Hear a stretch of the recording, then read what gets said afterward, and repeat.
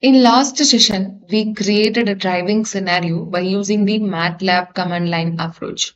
So to understand how a specific vehicle interact with the track in our simulation, we will add what we call an ego vehicle. So this vehicle, it represents a viewpoint from which we will observe and control the simulation. Today we are going to adding the ego vehicle in our simulation by using a MATLAB command window. So first specifies the actor trajectory. So what does it mean? So we are simulating the two vehicles moving along a racetrack. So each vehicle is traveling at a different speed. So one at a 30 meters per second and another as a 50 meter per second. So this helps us to study how vehicle behaves on a race course. So to make sure the vehicle stays in their own lanes, so we adjust their positions. We move each vehicle away from the center of the road by half the width of the lane, which is a 2.7 meters.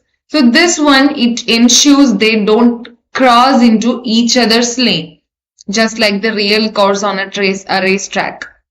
So some part of the racetrack might have the curved sections also. So where the road is tilted or banked in the sense. To account for this, we adjust the vehicle's vertical position. So we adjust the vehicle's vertical positions. So we move them up or we move them down by half the height of the banked section on each side. So this helps the vehicle stays stable and balanced while going around these turns. So we are going to do that one. On this example, help us to simulate how the vehicles navigate in a racetrack or in their lanes and handle the different types of the road conditions. So I am going to specify the actor's trajectory here. So for that, I am going to use the chase plot of ego car. So what does it mean? So this line, it creates a chase plot that providing a perspective view from behind the ego vehicle or a ego car. So it allows you to visualize the movement of the ego vehicle if we were following it from a chase camera. So now we are creating the another vehicle, that is a fast car. So what is the variable name? That is a fast car. So inside this fast car, we use a vehicle function. We creating a new vehicle. What does that mean? We creating a new vehicle of a fast car in that scenario with the same class ID as the ego vehicle. So this represents the another car on the track. And we are going to defining the lane offset and also the road offset by using this function. So this line, it calculates the offsets for the lane width and height of the banked sections also. So the road offset matrix, it defines the adjustment needed for the vehicle's position within the respective lanes and account for the banked turns also. So now we are going to adjusting the waypoints. So we are adding and subtracting the calculated road offset from the road centerline waypoints to define the trajectories for the vehicles in their respective lanes. So that is why we mention R waypoints and also the L waypoints. This is the R waypoints and L waypoints. Now we are creating a loop. So this line, it repeats the waypoints. So the loop around the track for the 4 times, it repeats the waypoints for the several times to simulate and continuous movement along the track. So it effectively loops around the track multiple times to ensure the vehicle is keep moving. And next we are going to add some more element, that is a smooth trajectory of ego car and R waypoints. So what does it mean? Finally, we use a smooth trajectory function to interpolate and smooth the trajectories of the ego vehicle and the fast vehicle also. So this ensures that movement appears continuous, realistic as they navigate the racetrack. So these lines collectively simulate the movement of the multiple vehicles along the racetrack. So considering these lane positioning and banked turns and smooth trajectory interpolation for a more realistic simulations. And again we use the D point here. So just a minute. And before we go into that, here we are using a road offset is a 16 point. So what does it mean?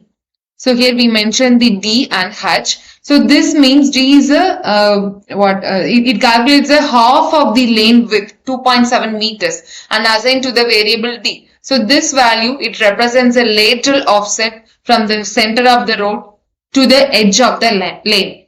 And next one is the height. Height we means 0.45 divided by 2. So this calculates half of the vertical height of the banked sections and assigned to the variable H. So this value, it represents a vertical offset for the banked section.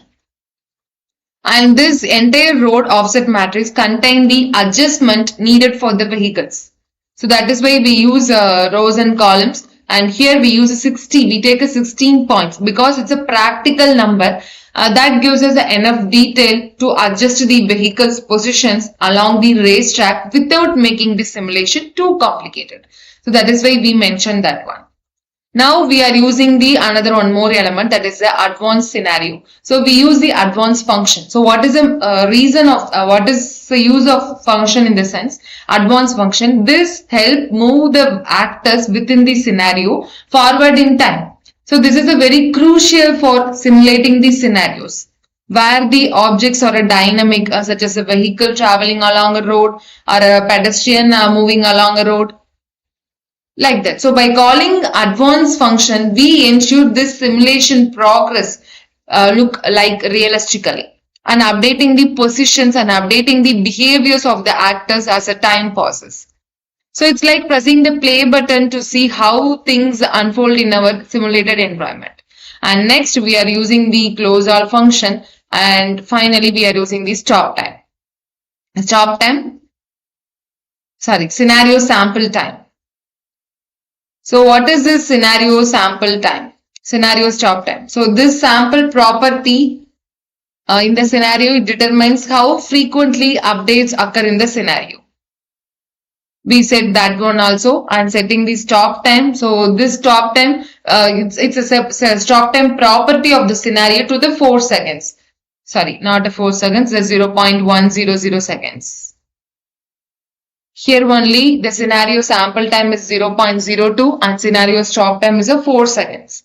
So this means the simulation will automatically stop after the 4 seconds of the simulation time. And again we are using the while loop advanced scenario. This loop is continuous as long as the function returns a true statement. So in other words, the loop continues until either the stop time is reached or the trajectory for any vehicle is complicated. So next we use a pause of 0.001. So that line is execution of the loop for a brief moment. So it is included to control the loop execution rate, and also it ensures the smooth progression of the simulation. And we set to the 1 milliseconds, that is equal to 0.001 seconds. And finally we end up the loop. Now I am going to record a scenario by using this scenario.stop time and post record. So what is the meaning of, in the sense, we have to settling the stop time. So we are setting the stop time property of the scenario to the 0.100 second. So this means it specifies the simulation should stop after the 0.100 seconds. That means 100 milliseconds.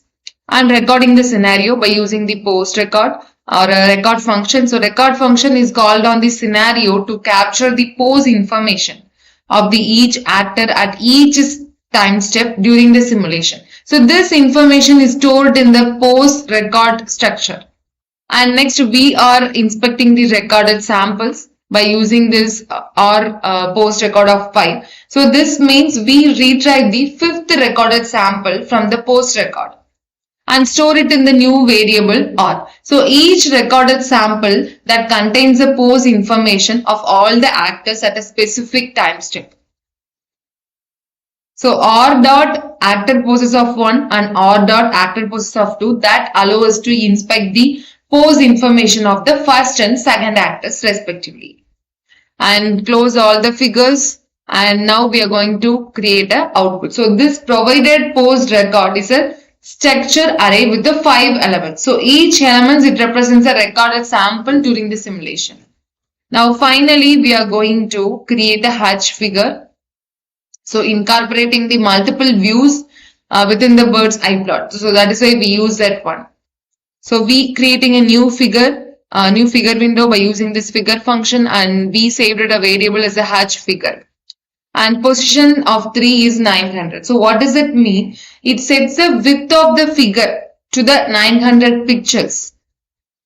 So this one, it ensuring it's a width enough to accommodate the multiple plots side by side. And creating a panels for the layout. So for our panels, we creating the 3 panels. So these 3 UI panel objects, hatch panel 1, hatch panel 2 and hatch panel 3 are created within the figure window. So these panels will hold the different plot. And each panel is specified with the units and also the normalized and also the position. So position in the sense, it determines the location and it determines the size of the panel within that figure. So it is specified as a left bottom width, height also. And we set the title of that panel, that is a scenario plot and chase plot and bird's eye plot. So successfully we created a 3 panel, and now we created a 3 axis objects, hatch axis 1, hatch axis 2, hatch axis 3. So we created within the respective panels, these axes will be used to plot the data in each section of the layout. So each axis is specified with the parent property, so which indicates the panel it belongs to. So basically this code, it set up a figure with the 3 panels, each containing an axis for the plotting. So these panels will allow for the display of different types of the plots side by side. So it's providing a convenient way to visualize the multiple views of the simulation simultaneously. So once you have the axis defined, and add the indicators for the actor IDs 1 and 2. So now I am going to use that scenario plot. So assign the scenario plot to the first axis and indicators for the actor ID 1 and 2. We are using the plot function. So it creates a scenario plot and assigned to the first axis, hatch axis 1, and defined in the layout. And next is the actors indicator. So this parameter, it specifies which actor is to include in that plot. So in this case, it actors indicators ID 1 and 2. So that is why we mentioned. So the same way we created this line, it creates a chase plot for the ego vehicle or a ego car and assigned to the second axis, that is a hatch axis 2. So this chase plot, it provides a perspective view from a fixed distance behind the vehicle. And finally, we create a bird's eye plot to the third axis. Ego core BEP equal bird's eye plot. Inside this, we use a parent property and hatch axis 3, and we create the X limit and Y limit. So this line, it creates a bird eye plot and assigned to the third axis, and we specify the X limit and Y limit. So this is defining a viewing area. And we are using the track plotter, track plotter function for our fast track plotter. So this line, it creates a track plotter for the fast moving vehicle in the bird's eye plot. We using the, we set the mark edge color. So we set the color of the markers that representing the vehicle's position. And next one, display name. It displays what is the name? It displays the track plot as a name. And also this is the color of that vehicle. And next one is the velocity scaling. It adjusts the scaling of the velocity vectors. And the same way, track plotter for the ego vehicle also. And finally, we create a lane boundary plotter for the ego vehicle in the bird's eye plot. So this is the lane boundary plotter. And plotting the ego vehicle's track. So this plot of track, ego track plotter, this line plots the track of the ego vehicle on the bird's eye plot. So it's starting from the origin 0, 0. And next one is the outline plotter. So what is that outline plotter? This line, it creates an outline plotter for the ego vehicle in the bird's eye plot. So overall, these command, it sets up the scenario chart. It sets up the scenario plot and chase plot and bird's eye plot within their respective axis, and providing the multiple views of the simulation for analyzing and debugging the algorithm also. And finally, we restart the scenario by using the restart function, and we set the scenario stop time to the infinity. So this command is restart the simulation and resetting all the actors to their initial state and clearing any recorded data, and set a stop time to the infinity. So this line sets the stop time of the scenario to the infinity, meaning the simulation will run until manually stop. And again we are using the while advanced function. So this initiates a while loop that continues as long as the advanced functions returns true. So it indicating that there are still time steps to simulate. And finally we retrieve the target poses also. This line, the target poses of ego core, it retrieves the positional information. What is the positional information? Position and velocity of the target core. That means the ego core. Using the target pose function and assign to the new variable. What is the variable name? T. And finally, we plot the target poses using the plot track function. This line plots the track of the target core on a bird's eye plot using the plot track function that associated with the fast track platter. So it plots the position, T dot position and T dot velocity of the target core. And finally, it retrieves the road boundaries. So this line, it retrieves the road boundaries visible to the ego vehicle using the road boundaries function and assign them to the new variable RBS. And finally, we plot the road boundaries also by using the plot functions and plot the lane boundaries and retrieve the target outlines also. So finally, this is the end of the loop, while loop. I am going to run this model now. It will take a few seconds. Yeah. So this is the output. So this whole session, it provided a comprehensive view. Just a minute, it will take a time. Yeah. So it will give you the comprehensive view. So here you can see this is a bird's scenario plot and chase plot and bird's eye plot. So it's generating and visualizing the ground truth data for the synthetic sensor data and tracking the algorithms using the driving scenario object in a MATLAB. So first we have to generating the ground truth data. We learned how to create a driving scenario object programmatically to model the routes and also to model the vehicles and other objects within that scenario. And we explored the different visualization methods such as the scenario plot and chase plot and bird's eye plot to analyze and understand the simulated scenario and actors' behavior also. So this technique, it's like advancing the simulation, recording scenario data and incorporating the multiple views in the bird's eye plot were discussed to enhance the simulation and also the analyzing process.